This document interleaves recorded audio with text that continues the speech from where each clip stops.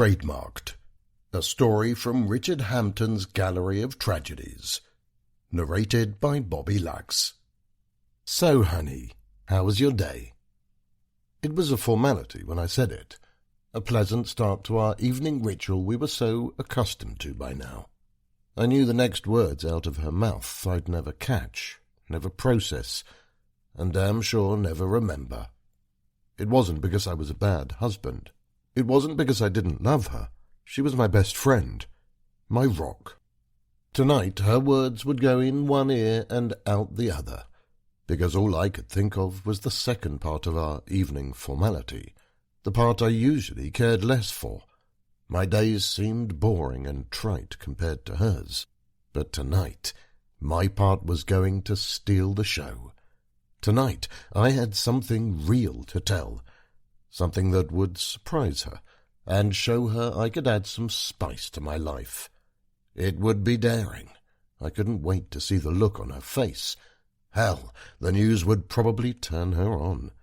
We wouldn't need Dr. Thornton's humiliating appointments any more. My day was fine. A little frustrating, but fine overall, she said, stabbing her fork forcefully into the zucchini on her dinner plate to indicate that her day was not fine overall. Tim again? I asked. Yeah, stupidest thing I ever did was make him a manager. Didn't I tell you? Shut it, Jimmy. You've never had to supervise anybody, let alone a whole team of people, Megan sneered. What's a frustrating day for you, anyway? Your makeup person is 5 minutes late? Darling, I laughed. Trust me, I've had a lot worse things happen on set than wardrobe delays. I was almost killed by that tree in the car accident shoot, remember? It wasn't even close to hitting you, Megan laughed, swiping the air dismissively as she reached for her rosé, her favourite vice, which never failed to burn a hole in my pocket. If my stunt double hadn't pushed me out of the way, I'd be a goner, I exclaimed. I can't believe Frank got you a stunt double. I'll never get over that, she laughed. But hey, if you worked with that idiot Tim under you just one day, you'd beg to be hit by a tree. He's a complete moron. Thinks he knows everything about advertising campaigns, creative product management, and hell, probably even accounting. The guy hops on our calls and tells the product teams complete bullshit that isn't even right, and then I have to bite my tongue off trying to stop myself from interjecting and correcting every single thing he says. Well, honey, I started, he won't last. No one with a personality like that can make it in the corporate world. If he's already hitting a rock and a hard place with you, and it's only been a year of him working here, just imagine how hard it's going to be for him to advance. Trust me, I know the corporate world, and he's heading straight for a brick wall soon. She giggled and set down the wineglass on the table, careful to avoid moving it too fast and sloshing it out of the glass and onto the white silk tablecloth. What? I asked. Nothing, she smiled. No, what is it? Nothing, Jimmy, nothing. Now it was my turn to set down my glass and laugh. I leaned forward, my head cocked sideways, and a grin growing on my face. Megan, come on, tell me, what's so funny? You said you know the corporate world. Yes, and? You think you know the corporate world? Why, yes, I do. I've been at Reliance for 25 years now. I've seen it all, honey. She burst out laughing. The smile was eroding off my face the harder she laughed. I thought she was teasing me, egging me on in a flirty, slightly buzzed kind of way. That was another one of our evening routines. Dr. Thornton encouraged it, actually. Rely on that liquid courage to spice things up when everything else fails, she said. Of course, that couldn't be a crutch. We needed to get back to the cat-and-mouse game that was attraction and seduction eventually, but everyone needed a little help sometimes. Wine was our little help. And Dr. Thornton was right. Megan would have a glass at dinner, and the more sips she'd take, the more relaxed she'd get. Her straitjacket-like posture would relax. Her stern words would start to slur. She'd start to smile again. My scolding nun of a wife would disappear at once, replaced with the flirty and teasing woman I fell in love with. All our troubles and roadblocks would go by the wayside. I could have her. But tonight, the wine was turning on me. I'd gotten too content with it, too confident that sweet red drink would save me again. Nothing was that predictable. The rosé had made a deal with the devil behind my back, a deal to wait and watch my dependence grow, and when I would least suspect it, turn on me. The rosé showed me the sweet, sexy, flirting and teasing wife I wanted, night after night, only to dupe me tonight, and show me what other lie it could make her into. But unfortunately for me, tonight, it was showing me the truth. She wasn't teasing me. She wasn't flirting with me or egging me on. She wasn't trying to play fight with me so I could wrestle her into bed and have my way with her, what she really wanted. No, tonight she really was mocking me. Babe, you can't call the studio backlot corporate. Some of us don't have the luxury of playing make-believe all day. Make-believe? I laughed, incredulous. Is that what you really think I do? Jimmy, I've got 50 middle managers, 300 associates, and 2 continents breathing down my neck at all times. That's real stress.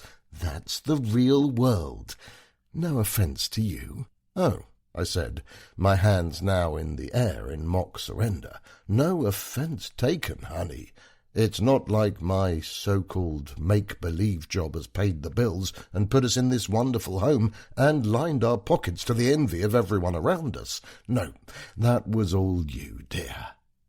Watch it, she said, the first hint of real anger spiking in her. You know what? I said. I'm sorry. That was harsh. She scoffed, rolling her eyes. What? Nothing. What? No, say it. You did it again, Jimmy. Did what? Guess. Dr. Thornton talked about it all last week. I gritted my teeth. I knew it right as she said it. That was the ace in the hole she played on me from time to time, the rhetorical nuclear bomb she could deploy to immediately emasculate me. She did it to make me feel small, and she saved it only for moments like this. You caved, she said, taking another swig from the glass. Dr. Thornton said you need to work on that, Jimmy. I'm sorry, I want to keep the peace, Megan, I said. Well, Jimmy, keeping the peace isn't always sexy. Have you ever thought about that? It would be, I don't know, fucking nice to see you stand up for yourself. Can't you see I'm trying to rile you up? Can't you see that I like you angry? It's a nice change. But when I start, you come right back to me like a sad little puppy. You're the complete opposite of Jacob. Oh, Jacob. How could I forget your beloved Jacob? Shut up, Jimmy. Go on. What is it about Jacob, huh? What is it about wonderful, amazing, attractive Jacob? Jacob is assertive. He gets what he wants. When Reliance refused to grant his promotion, remember what he did? He told Frank off to his face and threatened to walk. And guess what? He was promoted the next day. Jacob doesn't keep the peace. And it's not just Jacob. To thrive in my environment, you need to have a personality like that. All my middle managers are like that. Okay, I get it. I'll fight you more next time. Next time? Megan wailed, her voice slurred now. Why next time? Tell me now how rude I am for telling you that you know nothing of the corporate world. You're rude. Fucking mean it, Jimmy. I don't like when you talk to me like that, Megan. She shook her head. That hurt the most. She looked defeated and disappointed. I cringed. I hated myself in the agonizingly long half-minute that we sat in silence, her looking on the verge of tears, and me sitting stiff and uncomfortable, with a stupid look on my face. "I'm going to bed." She downed the last of her wine and moved to leave the table. "No," I said, rising from my seat. "I'm just done with this right now, Jimmy. We can talk about it in the morning. I'm sorry, I really am. It's the wine that's making me—" No, Megan, sit for just a second. You never asked me how my day was." "What? You never asked me how my day was?" In that moment, the sad, near-teary look of my wife was replaced with confusion. I felt a rush of relief. I had her attention. The rosé hadn't won yet, but I only had a few seconds to get my news out before that sweet red poison launched a second offensive on my fragile wife. "Okay, how was your day?" she asked, returning to her seat at the table. "Well, first off, I hope you take note of this for Dr. Thornton, and I hope you wipe away these tears and clear the rest of your evening schedule, because you aren't going to be able to keep your hands off me, honey. I've heard everything she's told us, and I get where you're coming from about assertiveness. I really do. And, well, I'm pumped to say that I'm going to meet with Frank on Monday and put in my 2 weeks. Jimmy, I've heard you, babe. I've heard, and I've listened. I've been unhappy for a while now, and honestly, tonight's conversation makes it even clearer to me. I need a change. 25 years with the same company is a long time, especially nowadays. I'm grateful for everything Reliance has given us, of course, but I think it's time for a Jimmy, Megan repeated, the hint of drunkenness, of disappointment hanging off every word just moments ago, now completely gone. You want to quit Reliance? Yes, I've had enough. Let me get this straight. The company that pays you $2 million a year, full benefits, a luxury car, unlimited vacation, and provides us the lifestyle that we have grown quite accustomed to, this is the company you are quitting. Yep. Honey, you can't. Yep. Honey, it's time, Megan. It's time. How many working years do I have left anyway? I want to explore the other skill sets I have. What other skill sets? Megan scoffed. I have many other skill sets, I scowled. I'm a good cook, for example. So what are you going to do? Open a restaurant? Maybe I will. She just shook her head. I felt a rush of anger rise up inside me, but I pushed it back. She didn't understand what it was like. It wasn't her fault. To her, my job had always been a joke. Not even a real job. She thought her job was far superior to mine and far more stressful. While it was intense being that high up at a corporation, my job was just as difficult as hers. I'd like to see her carry on at one job for 25 years like I had. You won't go through with it, honey. Megan? Yes, I will. She shook her head. You've talked like this before, so many times. I'll have to see it before I believe it.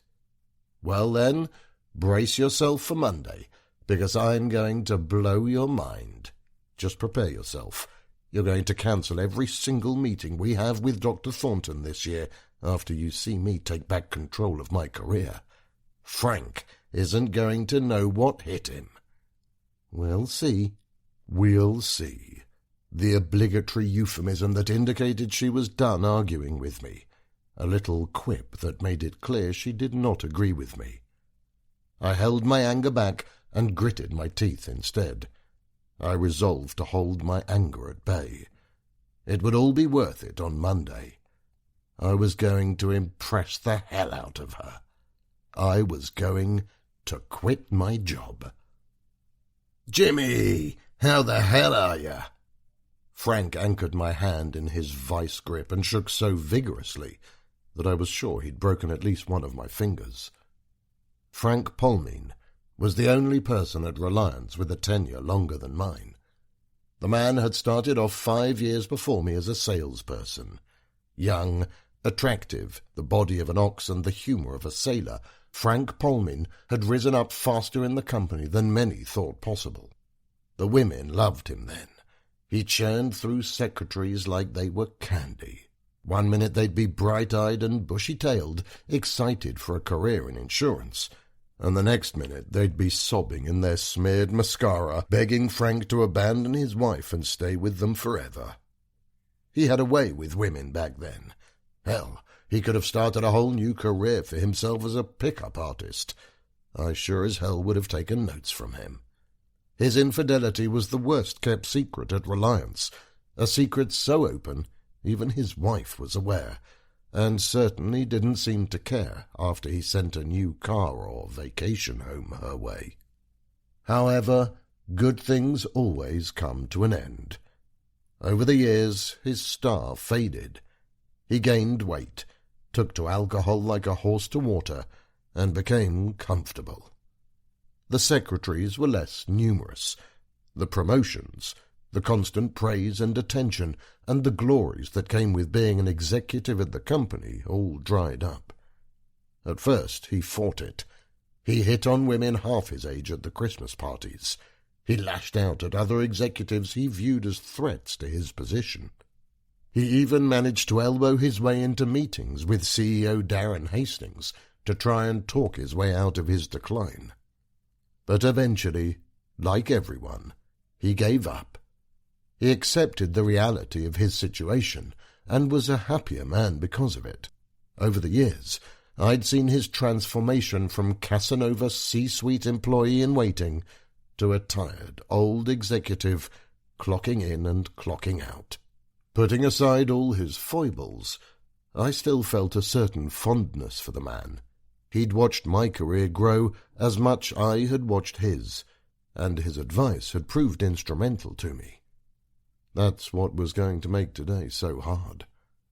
"I'm great, Frank," I smiled, wrenching my hand from his death grip so I could get my blood flow back. "How are you?" "Couldn't be better," he said, beckoning me with his waving hand to take a seat across from him. His desk was littered with spreadsheets, sticky notes, fruit roll-up wrappers, pens, ripped yellow legal pads, and every major U.S. newspaper. He rolled up his crumpled sleeves, the thick hairs on his arms pulling uncomfortably at the gold Rolex on his wrist. "Glad to hear it. How are Martha and the kids?" "They're doing well, thanks for asking. The wife still wants to kill me, of course, as per the usual, but I've got another vacation lined up for us that should keep her at bay for a while. You know what they say, happy wife, happy life." I let out the contractually obligated laugh I owed my boss, a laugh I hated, but one I had perfected in my many years under him. The man was a walking, talking HR nightmare waiting to happen, a harassment lawyer's dream, and I was amazed he hadn't been taken down yet by the dozens of complaints lodged against him over the years. The dirt he must have on the other executives must pale in comparison. "So, what do I owe the pleasure of this visit, Jimmy?" "Well, I've been thinking a lot, Frank." "Oh, Frank laughed. "Don't do that, Jimmy. That's dangerous. That's what gets you chained to desks like mine." I let out another fake laugh-for-boss chuckle, and then continued, careful to keep that plastered smile on my face. I'd rehearsed this speech too many times in the shower to let Frank's interjections throw me off. "I've been thinking a lot," I repeated, "and I've talked with Megan about it as well. It's been an amazing 25 years at Reliance. I owe my career, my home, and the health and happiness of my family to this great company. I couldn't be more proud of all the time I've spent here and all the work we've done. But all good things must come to an end. I don't have many working years left, and I want to do something else professionally with the rest of my life. I'm putting in my 2 weeks' notice." "Jimmy, you've been an amazing boss, Frank," I beamed, reaching out my hand for another 15 seconds of handshake agony. "I couldn't have had the success I've had without your guidance, and I am so thankful for you and your friendship." To my surprise, He didn't take my hand. He just sat there, his mouth on his desk, his eyes bulged, and his voice stopping and starting like a scratched CD. "Jimmy, I can't believe it. You're joking, right?" "Afraid not, Frank. It's time for something new." "But you can't. You can't leave. You're the face of the whole damn thing." He looked desperate now. He started fumbling through the stacks of paper on his desk, muttering to himself, a look of genuine worry I was not used to seeing on his face. "Here!" He slapped crumpled, yellowing paper down in front of me and shoved a fat finger at the headline of the article. "Annual American Advertising Awards brings home another Addy for Reliance's lovable Jimmy Smiley Trescott. This was just last month, Jimmy. And here, look here," he said, slapping another newspaper clipping down on the desk. "Reliance's Jimmy Trescott, Kellogg's Tony the Tiger, McDonald's Ronald McDonald, top poll for most valuable company mascots." "How many Addies do you have anyway, Jimmy?" Frank asked. 5, 10, 15? Do you hold the record? Jimmy, the job has transcended you. This isn't a job, man. This is an identity. This is Reliance. You're fucking Mickey Mouse, man. Disney is what, 150 years old or something like that? That mouse is going to be public domain soon, for God's sake. And you're bigger than that mouse. Mark my words, 150 years from now, no one is buying your ass for less than $1 billion. You better believe it. I let out my first genuine chuckle. I couldn't remember a time I'd seen Frank this hot and bothered in recent memory. Hell, he was comparing me to Mickey Mouse. If this wasn't such a personal conversation, I'd be laughing my head off by now. But I needed to keep it together and remember the mission. Remember what Dr. Thornton said. Being a pushover was unattractive. It was what made my relationship with Megan fail. Standing up for myself was exactly what we had practiced. I needed to get this done. Frank, there are many talented actors coming up from all over. Just look at TikTok. There are kids out there funnier than I'll ever be. If anything, I've been hogging Smiley for too long. Nonsense. Just listen to... Oh, Jacob, get your ass in here. My stomach dropped. Shoot. He was going to use Jacob to guilt me. My wife's precious Jacob. Frank waved frantically at the door, and Jacob stepped inside the office. 6 feet tall, thin as a pole, wild alpaca-like hair, and a goofy grin. If I was the Mickey Mouse of Reliance, he was goofy. What's up, Frank? How's it going, Jimmy? Jacob smiled. Sit, Frank said, jumping up from his seat, his belly jiggling underneath his untucked button-up as he stomped over to Jacob and practically forced him into the seat next to me. Jacob looked from me to Frank and back again, the common what the heck is wrong with Frank look on his face. Frank let out a sigh and collapsed into his chair on the other side of his desk, his fingers running frantically through what was left of his hair. Our boy Jimmy is thinking of fleeing the coop, he practically shouted. What? Jacob asked, turning to me. Jimmy? What happened? I'm sure we can reconcile it, can't we, Frank? Jacob, it's just... I started. Nothing happened, Jacob. That's the wonder of it. Nothing fucking happened. Everything is just peachy for Jimmy. He's got a shit ton of money, an amazing investment plan, job security out the wazoo, and my endorsement and my fucking ghost's endorsement. He will never lift a finger again if I and my children's children have any say in the matter. Well, something had to happen, Jacob asked, shooting another glance at me. He just wants to try something new or some shit like that, Frank moaned. No, I laughed, waving off Frank as I looked at Jacob. It's just been a great 25 years and I'm ready for my next adventure. I get that, Jimmy, but are you sure? You know there aren't any takebacks, right? I mean, You are the face of the company, man, and I'm your sidekick. You'll be leaving me high and dry." "No," I explained.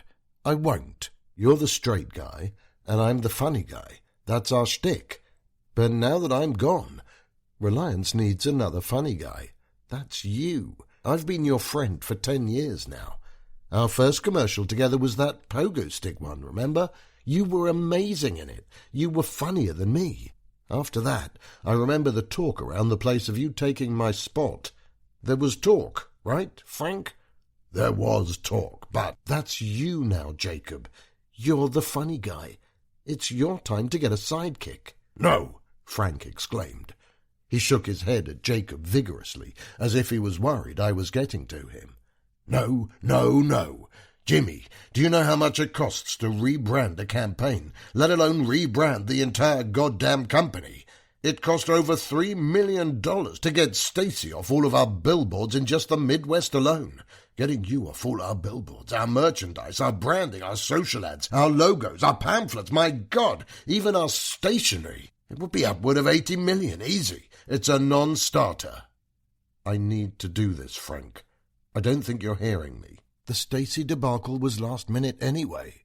No one knew she was a racist, and no one sure as hell knew she'd go on 9 a.m. somewhere and let the world know too. We can phase me out. You can run my commercials for the remainder of the year, even if that helps. It doesn't have to be an immediate thing." Frank just shook his head. "Talk some sense into him, Jacob." We were both looking at him now, Frank with sheer desperation on his face, me with a smile. Jacob knew me. He'd understand.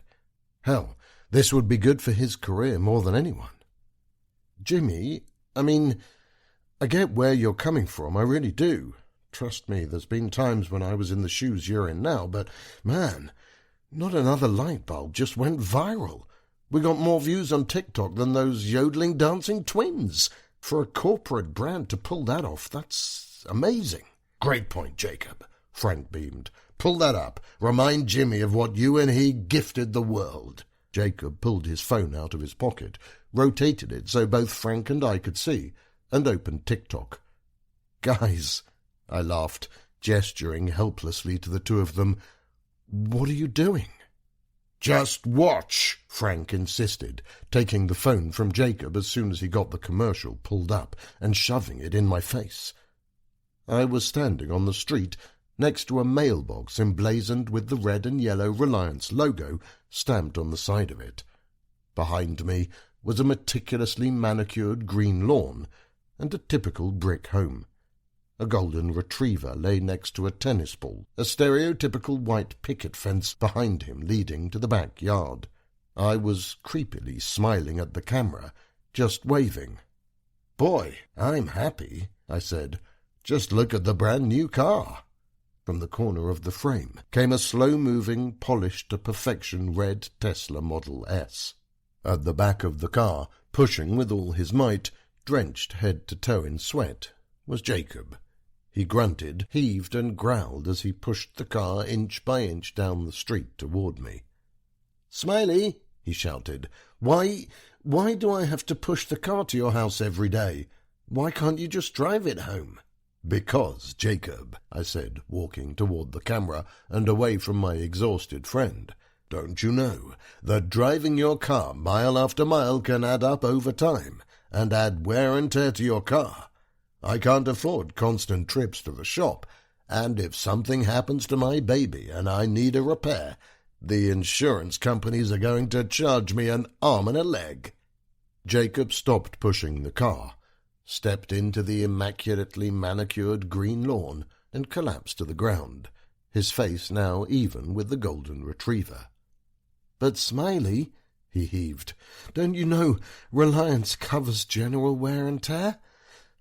They have no hidden fees, no surprise bills, and cover 100% of repairs from your first accident with no extra charges to you."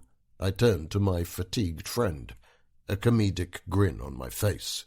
"Wait, no hidden fees?"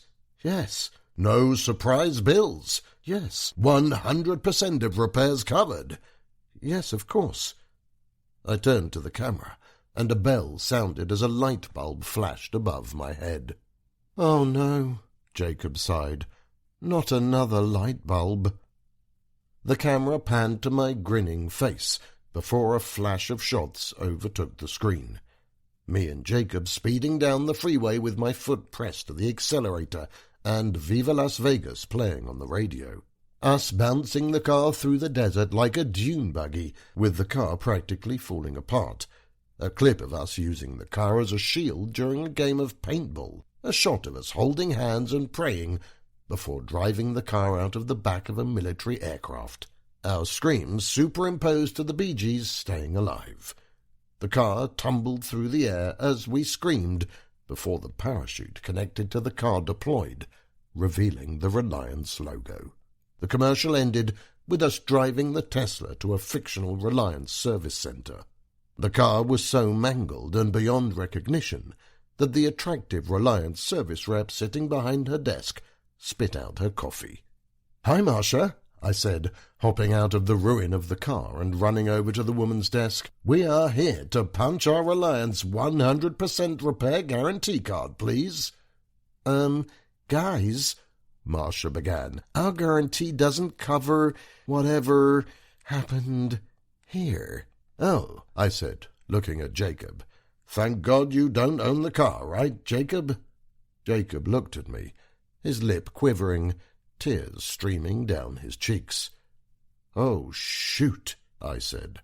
The shot cut to Marcia, walking out of the service centre, with Jacob sobbing and wailing on the floor, and me attempting to comfort him. "While Jacob and Smiley are out of luck, as long as you're not throwing your car out of an airplane, you can trust on Reliance to cover all your insurance needs, with the lowest rates, the highest customer satisfaction, and yes, a 100% repair guarantee for first-time accidents. You can safely trust that you've got a friend in Reliance." Our logo flashed across the screen, accompanied by the custom whimsical company jingle sung by none other than the Wright Boys, and then the screen faded to black. Frank set the phone down on his desk and stared me down. "Jacob," he said, not looking away from me, "how many views does that have right now?" Looks like 750,000. 750 fucking thousand, Frank said, banging the table with his fists. "Do you hear that, Jimmy? Does Smiley hear that, huh? 750,000. Can Tony the Tiger do that, huh?" "I get it. Really, I do, Frank. But—" I began. "Nope," Frank growled. "I don't want to hear it, Jimmy. Not one word, okay? I want you to stand up, take a deep breath, and leave this office. I want you to get in your real Tesla Model S that you are so easily able to afford and drive home. I want you to open your door, fuck that beautiful wife of yours, and order your favorite dinner. Hell, have some wine, enjoy the night, have some dessert, watch a movie, and get a full 8 hours of sleep." "And then what?" I asked. "Then you wake up in the morning, and I see you bright and early for tomorrow's shoot. I'm serious, Smiley. You're the next Mickey Mouse. Act like it." "So," Megan asked, "how was your day?" She asked with some vigour today. She meant it. I didn't want to tell her. I'd rather plunge the butter knife next to my plate straight into the top of my hand than tell her about my conversation with Frank. Because I failed. She was right. Frank strong-armed me. Jacob assisted. They cudgelled and begged and criticised me until I dropped it. Jimmy Trescott didn't leave Reliance HQ today as a free man. Smiley left HQ, with a frown atypical for the brand on his face. I didn't quit. "It didn't go as planned," I whispered. Megan smiled. I hated that. "I knew it. I knew you didn't have the balls to stand up to Frank. I knew he'd pigeonholed you. This is the only thing you're good at, Jimmy. We'd be nothing without this job. I'm glad you're staying. I'm glad you chickened out from confrontation like usual, even if it is exactly the opposite from what we've been working on with Dr. Thornton. Don't worry. I'll tell her this is the only instance where I'm fine with you emasculating yourself. Will you shut up, Megan? She dropped her silverware, the utensils clattering as they hit the plate. Her mouth was open, total shock on her face. What makes you think you can talk to me like that, Jimmy? I slammed my hands on the dining table, pushed myself up from my seat, and grabbed the uneaten plate of spaghetti from the table. I'm eating in our room, I snarled. Good night. Megan tells me you had an important meeting with your boss. Dr. Thornton had her notepad at the ready, her dainty little withered fingers tapping impatiently on the pen she was holding in her hand. The first time I saw Dr. Ira Thornton, I was taken aback. Sure, therapists weren't known to be drop-dead gorgeous or anything, but you'd expect a sex and intimacy therapist, as she was so billed, to look, I don't know, somewhat sexy. The image I had in my mind of her was a middle-aged woman with glasses or something, high heels, maybe a little weight around the tummy, but a chest and butt to make up for it. Red hair for sure. But no, Dr. Ira Thornton was a thin, tiny lady with olive-coloured skin, thick black glasses, black bangs, and a severe expression as if she were always sucking on a lemon. This was our sex therapist. Yeah, it was important, I'd say. She also said it didn't go the way the two of you hoped. Yeah, it didn't. What was the meeting about? I was trying to quit my job. Trying? Yes. So you failed. I got my point across, but my boss wanted none of it. But, Jimmy, it's not up to your boss. It's your job. It's up to you. I know. Dr. Thornton sighed. She wrote a note before looking up at me again. You know what we've been trying to work on, right, Jimmy? Of course I know. You are trying to get me to be more assertive. And do you see how you not standing up to your boss could be disappointing to Megan? No, I honestly don't. I think she's happy about it. Jimmy, she's expressed that she's frustrated you are a pushover. You're too nice. It's unattractive to her. She's expressed to me that she isn't interested in coming to these sessions any more. She's giving up, Jimmy. Well, I don't know what to tell you, Dr. Thornton. Unfortunately for her, I can't be like my sidekick Jacob she won't shut up about. Jacob? From Reliance? Yes, Jacob from work. She name-drops him constantly. What's wrong with that, Jimmy? What's wrong with it? I exclaimed. It's another man. Do you know how it feels for your wife to talk about another man constantly, let alone your comedy sidekick? And to compare you to him, it makes me angry. She knows I hate it, but does it anyway. She's just comparing you to a version of you that she believes you can be. To her, Jacob is a man who takes charge, who stands up for himself, and who carries himself well. And who could blame her for the comparison, Jimmy? That's the whole point of the commercials you two do. You are the inverse of each other. She wants you to be a little more like him, a little less like Smiley, that's all. Well, unfortunately for her, I'm not a 40-something former fraternity bro with a coke problem.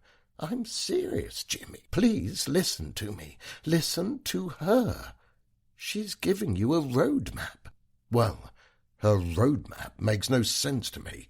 1 minute she wants me to stand up for myself, and the next minute she wants me to keep doing what I'm doing. She gets a rise out of seeing me fulfill her worst thoughts of me. You should have seen her at dinner. She looked pretty darn satisfied to me. She doesn't want me to quit just as much as my boss Frank. Women can be complicated, Jimmy. Sure, she likes your job. Sure, I'm sure it is financially rewarding for the two of you, and the idea of not having it any more can be a hard pill for her to swallow. But I've known her for a while. I know there would be a piece of her that would be impressed with you. There would be a spark, Jimmy, a real spark. You'd be a rebel to her, a man who, for the first time in a long time, finally said no. She said the last time you two had sex was 3 months ago. Is that true? Longer. It's been more like 6. 6 months is a long time without sex for a couple, Jimmy. Don't you think standing up to your boss, telling him no, and telling your wife the story of you standing up for yourself would help change her image of you? Don't you think it would help chip away at the Jimmy we want to get rid of, Jimmy Smiley Trescott? I don't think it would. Dr. Thornton took a sip of her water and recrossed her near-skeletal legs for the 50th time this session, her constant habit. We're trying to build up Jimmy Trescott, just Jimmy Trescott, the rich, successful, happy husband, the husband who can cook, who can exercise and take care of himself, who can lift weights and drive a nice car and take care of his wife, and, yes, who can stand up for himself. Jimmy Smiley Trescott cannot be that man, but I'm convinced Jimmy Trescott can. And if he can't, I asked, then I guess we'll just have to kill Smiley. Dr. Thornton grinned. How do we do that? Well, what are Smiley's top characteristics? He's the funny man. Jacob is the straight man. Smiley's job is basically to make the Reliance insurance unusable in each commercial due to his antics, while Jacob highlights the real ways the insurance can help the everyday person. What are Smiley's personal characteristics? Dr. Thornton asked. He's funny. The kids love him. He's always got a goofy grin on his face. He's enthusiastic. He's lovable. He's a bit of a prankster. He's rated G for sure. Fat! Dr. Thornton exclaimed. Rated G! That's a great place to start. If you have to assign yourself a rating, Jimmy, what rating are you? What? Come on, humour me. Are you G, PG, PG-13, R? Well, I'm sure as heck not R, I laughed. And you're not PG-13 either, Dr. Thornton interjected. You just said you are sure as heck. Heck, Jimmy. When's the last time you've said a real curse word? I curse here and there. I've never heard you curse. Well, I do. Say something then. Say, fuck. No, this is silly. Dr. Thornton raised an eyebrow. I laughed, still thinking she was kidding. Her eyebrow stayed put. I rolled my eyes. Sure, I didn't curse a lot. No particular reason, I guess. My parents just instilled that value in me pretty strongly. And once you live as a nationally known mascot that kids look up to, you tend to mould yourself to fit their image of you after a while. But sure, I can do it. Fuck, I said. Say it again, Dr. Thornton said. Fuck. Come on, with gusto. Fuck, fuck, fuck. It's like you have a bar of soap in your mouth, Dr. Thornton said. You're hesitating. I can tell. Why are we even doing this, really? Because it's the little steps that count. What would happen to your marriage if you walked into your house and demanded to Megan that she come into the bedroom so you could fuck her? No, not cuddle, not make love, not have sex. Fuck her. F-U-C-K. She wouldn't want to. Bullshit. I bet you her cheeks would turn red. It would be so out of character for you, Jimmy. What if you tell her to shut the fuck up and turn over so you can spank her? Maybe you even buy a paddle. How would she react then? I couldn't stifle my laugh. Just picturing the scene in my head seemed so absurd, so foreign to our marriage. I wouldn't do that, Dr. Thornton. I laughed. She wouldn't take me seriously, and I'm not much of the spanking type. I love her. I wouldn't do anything to hurt her. You know I'm more of a slow and steady type of guy anyway. Women love spanking. They love a man telling them what to do. And here you are, resisting both of those ideas, just tossing them aside. If you want your marriage and love life to improve, you need to step outside your comfort zone. Some women, not mine. You're really telling me you and Smiley aren't capable of a little foul language and playful violence? I am capable of violence, I said. I'm human. I get angry like anyone. Believe it or not, sometimes I can get angrier than most, and a lot of the time it's at Megan. Well, next time that comes up, channel that anger into a sexual nature. I guarantee Megan will be so shocked to see her man in this new light. And if I don't, why can't she do more of what I like? Well, then, you guys are going to continue to struggle. Like I said earlier, you need to shed those Smiley characteristics that make you docile. I need to kill Smiley, I whispered. In all my years at Reliance, I had never dreaded going into work. But today was different. To be honest, I felt small, like a freshman in high school in the boys' locker room, a little wimp, pale, frail and small compared to the freshman football guys double my size. Today, I finally felt like the emasculated pushover my wife saw me as. I let Frank walk all over me. I left that meeting with the job I was trying to quit still very much intact. I didn't even get anything out of the quitting attempt. No raise, no promotion, nothing. I should have bargained. I should have at least made it more worth my while. But no. I just took it from Frank, bowed my head, and returned home like the good little corporate stooge I was. Dr. Thornton's words still rang in my head. I needed to kill Smiley. "Smiley, get your ass over here!" I let out a cry, jumping back as my hand reached for the Reliance HQ conference room door. Standing on the other side of the glass, their faces lit up with the brightest smiles you'd ever see, were at least 50 of my co-workers. They all were standing on the other side of the long mahogany conference table.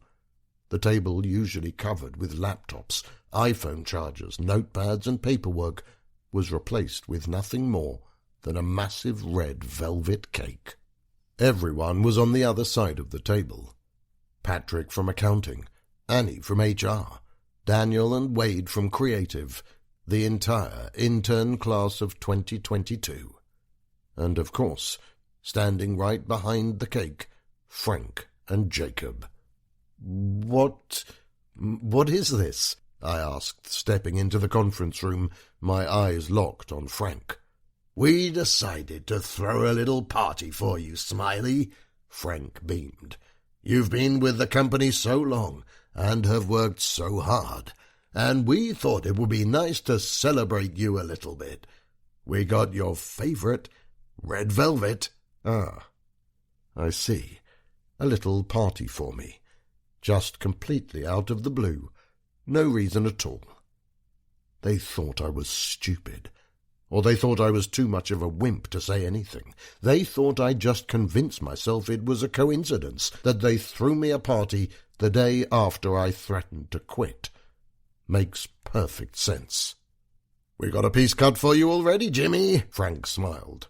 He motioned to Annie, and she picked up a slice of red velvet to hand to me, cut in a triangle, to reveal the cursive words, "We appreciate," written in icing. The A2 was still uncut on the rest of the cake. Maybe Frank would get that piece. "Thanks, guys," I said. "You really shouldn't have." "Hey, anything for our favourite mascot," Frank said.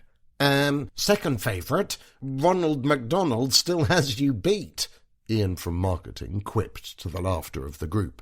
I let out the weakest fake laugh I could muster and sank my plastic fork sullenly into the cake. The next 30 minutes of this party were agonizing. One by one, everyone came up to speak to me. They told me how grateful they were to work alongside me. They said I was such a bright part of their day. They said when they talked to their families and friends about their job, everyone mentioned Smiley, especially the nieces, nephews, and kids. They loved Smiley. Mark from HR talked to me for a full 15 minutes, little particles of cake and icing flying out of his mouth and onto the floor as he told me his whole life story with Reliance. He'd seen my first commercial when he was in middle school, which was a sobering reminder of how old I was getting. "It was the one with you sitting in a house that was flooding," Mark laughed. "You were just sitting in the middle of the living room with that famous smile on your face as the house just filled with water.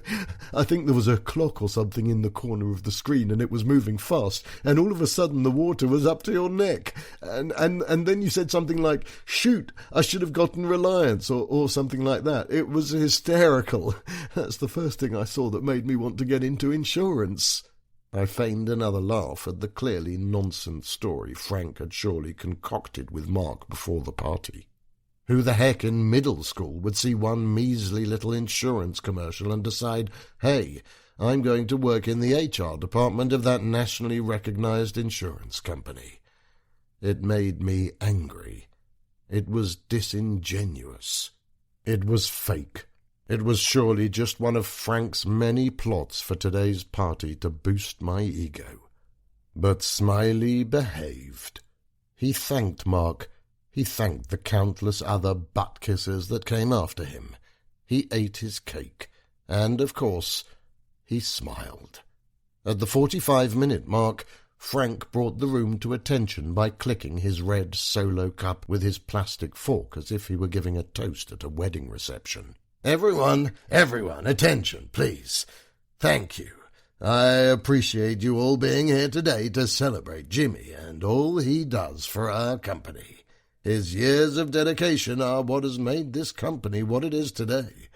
I'm proud to call you a friend and colleague, Jimmy." "Thanks, Frank. I appreciate it, but you give me too much credit. I'm just a brand. You all are the real people that keep us moving each and every day." "No, Jimmy," Frank said, shaking his head. "Absolutely no humbleness allowed from you today. This is your day. Everyone, please raise your hands for the best corporate mascot a company can buy, Jimmy Smiley Trescott." The group erupted into applause, leaving me standing awkwardly in the middle of all of them with a sheepish "aw shucks" grin on my face. "Jimmy," Frank started as the applause died down, "we really do appreciate everything you do. I happened to run into Ian and his team as I was leaving work yesterday, and we came up with a neat little idea. As you know, the Reliance marketing team is the best in the business. On the side of their current projects, they put together a little campaign to run on X and Facebook this morning in your honor. While engagement with this campaign isn't anything close to not another light bulb." "And that's saying something," Ian quipped to the laughter of everyone in the room. "While Ian's right, it's not another light bulb. It still did get a decent amount of traction. Annie, will you pull up the campaign?" Annie picked up one of the numerous TV remotes sitting next to the red solo cups and plastic forks and knives, and flipped on the TV at the opposite side of the room, behind the head of the conference table. The screen turned on, and a sideways triangle play icon hovered over the image of a young African-American girl, sitting frozen in a cheeky smile. "Jimmy," Frank said, walking over to me and putting a hand on my shoulder, "I want to introduce to you the Thanks Smiley campaign." Annie pressed play, and the frozen girl started to speak, the words #Thanks Smiley hovering under her. "Smiley is such a funny guy. My mummy and daddy always let me watch his commercials over and over again because they are so funny. Thank you, Smiley." The screen flashed, and new faces appeared. This time a young man and woman, most likely a couple, sitting side by side on what looked like their living room couch. Smiley and the folks at Reliance are the reason we were able to make it through a flood in the upstairs apartment that ruined our home. Their generous renter's insurance policy is what got us through last year. Thanks, Smiley. The screen flashed again to reveal a boy lying in a hospital room, his paper-white body and rail-thin torso covered in electrodes and plastic breathing tubes that led up to his nostrils. He looked familiar to me, and I shot a confused look at Frank, who was beaming at the screen. He motioned for me to look back. The boy smiled at the camera, a smile that would humble anyone who felt they had things hard. This boy was full of joy, in spite of the clearly difficult health circumstances he was in. "Thank you, Smiley, for visiting me last year for Dreams Come True. I love seeing you on TV, and it was so fun to meet you. You were so nice to me, and I still have the Winnie the Pooh bear you gave me. Thanks, Smiley." The boy proudly held up a yellow plush Winnie the Pooh to the camera. I remembered now. His name was Jeremy. He was suffering from leukemia, and his mother and father reached out to Reliance to see if I could visit the hospital at the time. They said Jeremy thought my commercials were hilarious and wanted to meet me. At the time, Frank was interested in going a step further and letting Jeremy be in one of my commercials for Dreams Come True. But Jeremy's health became worse and worse, and his parents did not think he'd live long enough to fly out to New York. The images from #ThanksSmiley continued to appear on the screen, but I didn't process a single one of them. My fists were clenched, and I didn't even realize it. I looked at Frank. He was smiling, chuckling at the videos, his hands on his hips as he surveyed the fruition of his attempt to charm me. This was sick. I doubt there really even was a #ThanksSmiley campaign on social media. This was another facade, just like the cake, just like the party we were having. I bet these people were relatives of people in the company. No way Frank and Ian could scramble together a marketing campaign for me in 24 hours. And no way a terminally ill boy I had met months ago as his dreams come true wish would just happen to stumble upon that campaign and film a video for it. That poor helpless boy was just one of the many tools Frank was using to keep me here. He was guilting me.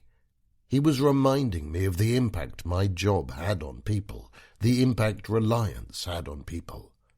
This was disingenuous and wrong, and Frank had to think I was the biggest idiot in the world to not see through it. I watched the remainder of the video, swallowed my cake, said my disingenuous thanks to the people in the room who were just as disingenuous back, and I left the party. I had my dinner alone in the living room that night. Megan didn't even try to find me. I didn't mind. She was probably drinking a bottle of wine and watching TV alone in our room. That was fine by me. I was done. I didn't need another lecture from her about how much of a wimp I was, how I let Frank walk all over me, how I never felt in control of the direction of my own life, how I was just a simple pawn for people to move around how they wanted to. Even today, after that pathetic display from Frank, where I was essentially publicly shamed into staying at Reliance, I still said my thanks to them. I still shook Frank's hand at the end. I still finished out the workday. I was still that good little reliable Smiley. And I was done. I paced the living room for hours, thinking and thinking to no end about what I could do, what I needed to do to get out of this mess of my own making, this mess that had ruined my marriage, this mess that made me a miserable person, this mess that made me rationalize the facts that were plainly obvious. I heard her, Right now, I heard her in the other room. She wasn't even hiding it anymore. And look at me. I did it again. I convinced myself that the reason she didn't come find me for dinner tonight was because she was an alcoholic drowning her marriage woes in Chardonnay and The Bachelor, but I knew better. I could hear them right now. Jacob was in my bed with her. He had been in my bed with her many nights before. Lately, she'd been going to bed early. She'd been locking the door. As I sat in the living room, I heard voices upstairs, but pushed it aside because I knew what was happening. I pretended everything was fine. Dr. Thornton even said she was coming to meetings less and less. She'd given up on our marriage and was done trying to save it. Jacob was sleeping with her right now in my bed, as he had been night after night, and I just let it happen. I was a wimp. I was a coward. I was ashamed of myself. So, rather than throw open the door and expose my cheating wife for the liar she was, I let it happen.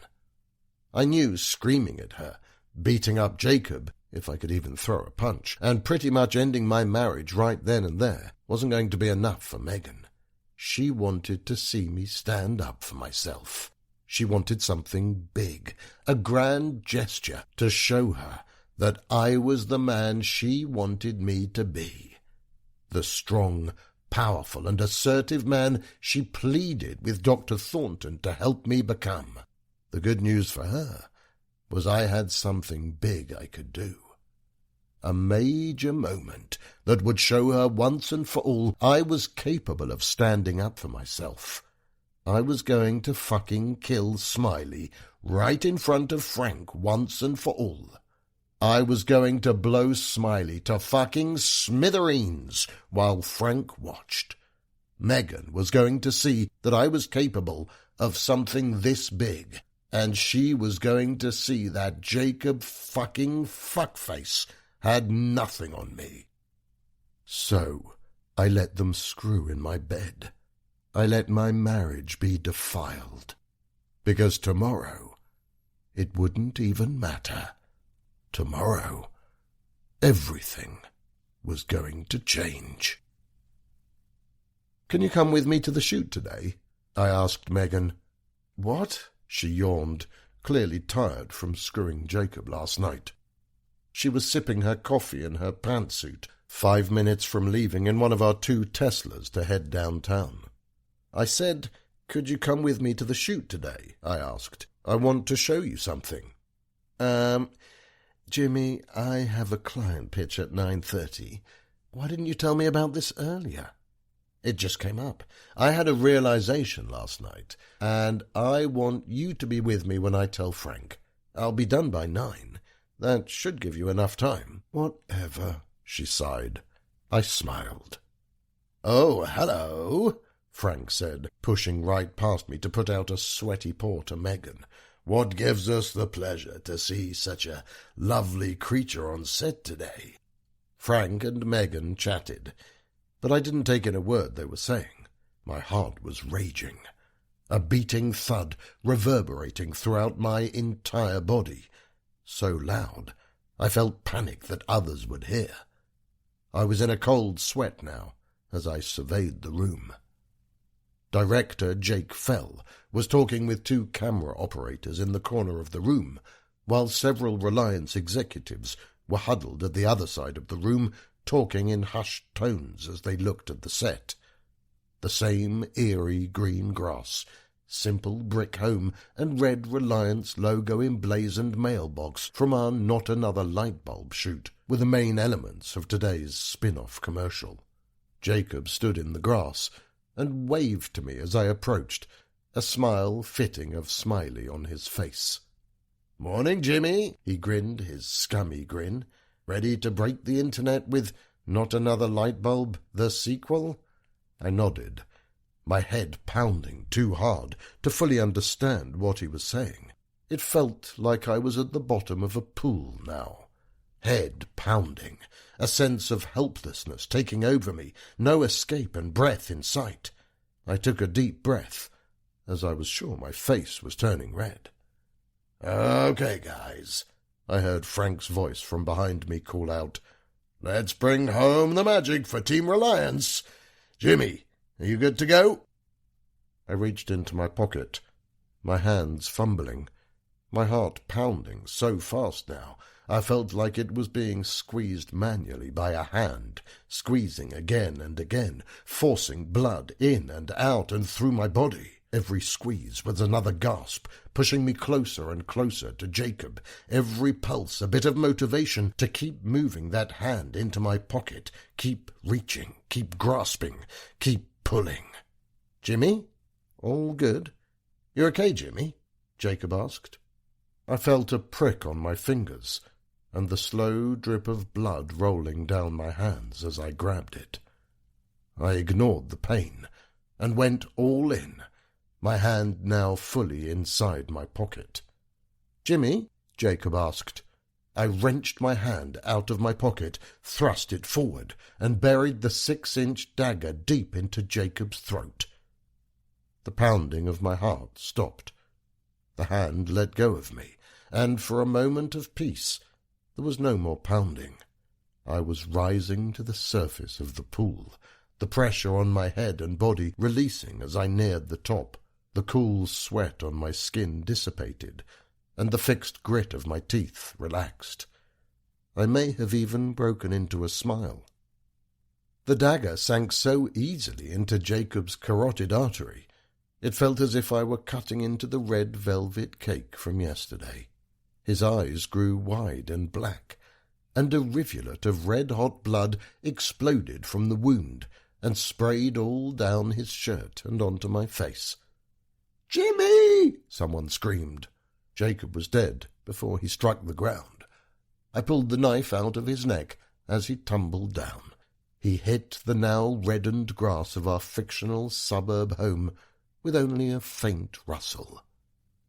The cries on the set sounded through the entire room. "Oh my God! Holy shit! Someone call 911! Jimmy dropped the knife!" I took one look at Jacob's lifeless body, crumpled up in the fetal position, his shirt doused in red blood, his neck a sliced crumble of skin, pink muscle coloured with deep dark red, and his face grey, and eyes unmoving. I turned away from him and walked up to the Reliance mailbox. I dropped the knife onto the grass and faced the clearly horrified crew staring back at me. "Well," I said, smiling at Frank and Megan, who were both white as a sheet, "I think we can all safely assume that Smiley is no longer going to be working at this company." I rested my blood-stained hand on the mailbox and put on the first real smile I had in a long, long time. The crew, the executives, and Frank and Megan fled the room, leaving me alone in my yard. I'd be lying if I said I didn't feel damn good at that moment. I was free of the mascot that took over my life, the facade that everyone expected me to be. Fuck, F-U-C-K, I beamed. Smiley was dead, and thank God I had killed him. Thank you so much for letting me share my story with you. If you want to hear more Hampton tales, please subscribe. My full collection, Flowers That Bleed, A Gallery of Tragedies, is available now on Amazon. Click the link in the description. It means the world to me to be able to share my stories with you. Thank you.